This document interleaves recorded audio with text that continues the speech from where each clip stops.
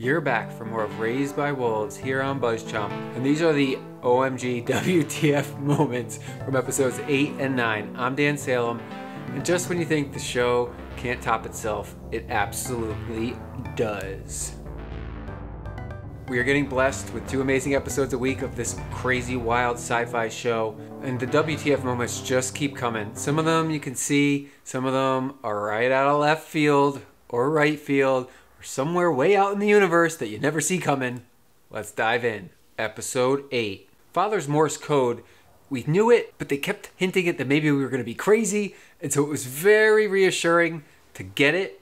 And then WTF, because he's Morse coding the password to unlock himself. We figured that out later, but it's there. All you gotta do is like rewire the man, and then there's his password protection. It's like Campion thought of everything. He put a failsafe in to Father so that if he ever got compromised, he could get reset by Mother or someone else that could figure it out. It was brilliant, but WTF, like the advanced planning that Campion had. To that end, WTF, Mother is pregnant. I knew it the second she walked in holding her belly. Like, they gave her the whole pregnant woman stance. I mean, I've gone through it twice, so I know what it looks like. And there she was.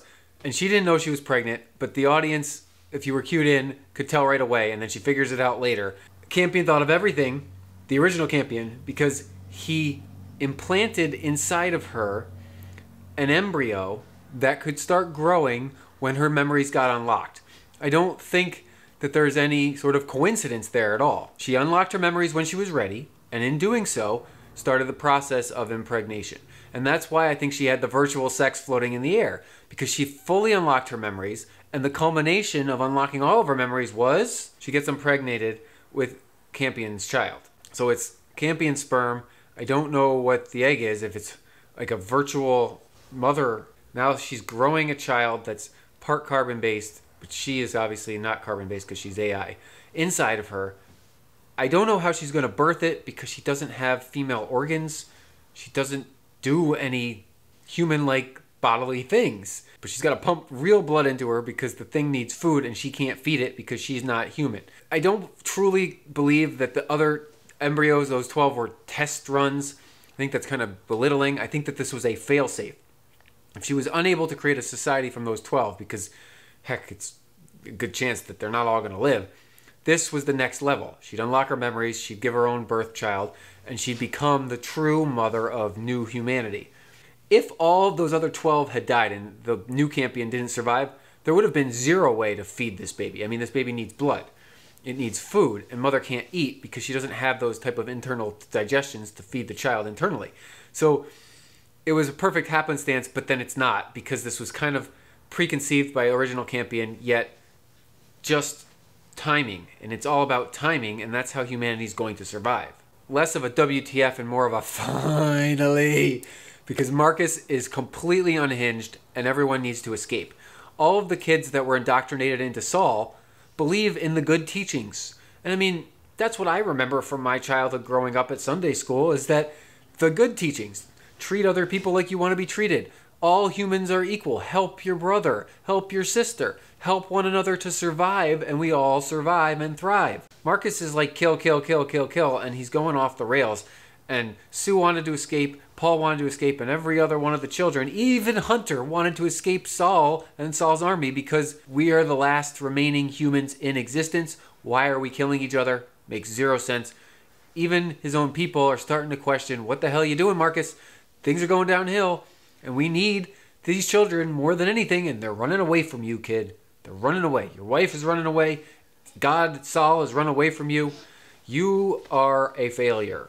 Episode 9. Talk about a WTF turn of fortune for Hunter, who was like this brat, stuck-up, entitled child who wanted nothing to do with Mother and Father, ends up saving Father, unlocking him with the password, returning him to his factory settings, which are the father-like figure that tells the corny jokes. Brilliant. And Hunter is now on the side of humanity, because that's what this is about. This is about saving humanity, not atheists versus Saul's army. It's about humanity surviving on a deserted, desolate planet where everything really only lives underground. He has totally done a full character arc, and I love it because he can be the leader of this next generation if he only embraces the things that scare him, a la the androids, a la maybe Sal's teachings are not 100% literally accurate. Of course they aren't. I had been predicting all along that Marcus would be the one to team up with Mother, but WTF, I was wrong, and it's Sue. And there's a nice reunion between Campion and Mother as Sue and Paul and the other kids go with Campion to find her. They're just trying to escape, but then they're tracking down any other sort of life form, and they find their way to Tempest and to Mother, and then Father finds his way to them. And it's a great reunion moment. They all time out perfectly as they save each other. And I love it. I love that Campion's reunited with Mother. I mean, I figured. But it's a nice turn of events because Campion's turned a corner, Mother turns a corner. All these characters are having a wonderful evolution into the positive, except for Marcus. But so Sue's teaming up with Mother because you need to restart society. She's an atheist at heart. She thinks all of these indoctrinated teachings are a little nutty. There's nothing wrong with believing in God and the virtues. It's the, I'm going to murder you because you don't believe what I tell you to, that's wrong. And the children know it. I don't know if Sal's army doesn't know it, and the Sal's priests don't know it, but Sue knows it. And I love this reunion.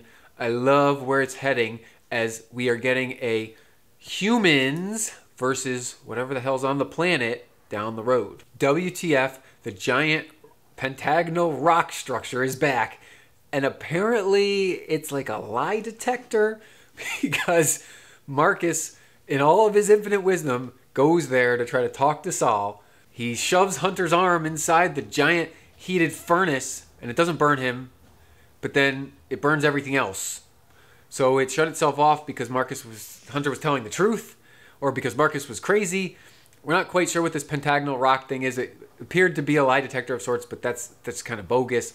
It must have a mind of its own, or someone's operating it underground. I mean, I think it's kind of an air vent for underneath, but it also, I think, is a camera system. It's a lots of things because there is an integrated system of society underground that we are not yet aware of, along with the demon-like creatures, which are not really anything more than a hunter-gatherer species that's just trying to survive and feels threatened by these new things on the planet's surface. I don't think they're that bad. Well, this giant rocket-like structure, whatever the hell it's there for, didn't burn Hunter, was gonna burn everything else. Then it totally sends Marcus off the deep end and he slashes one of his own men's throat as Hunter escapes with Father. And it's just this bizarre, twisted thing as this rock thing looms in the distance and they got nothing. He's got nothing. And here's this thing acting as a lie detector, which is probably the least of its functions. And we really just don't know what it's for. That wasn't the most interesting piece of equipment that discovered on this planet this episode because WTF, something that lives on the planet left behind these metal cards which hold memory. And they were memories of these creatures observing those on the planet. But not only did they observe them, it held the memory of the dead people that were there. So anything that, quote, falls down the hole doesn't go away. It's because it managed to capture its memory in like these memory discs, and then they can reproject them to those that understand who they were in the first place.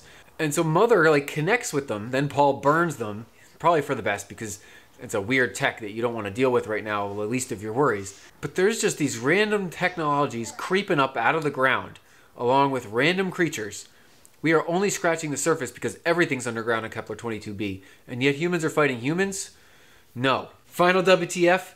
Off of that no, Marcus left for dead. Yes, finally. Okay, so Sue teamed with Mother.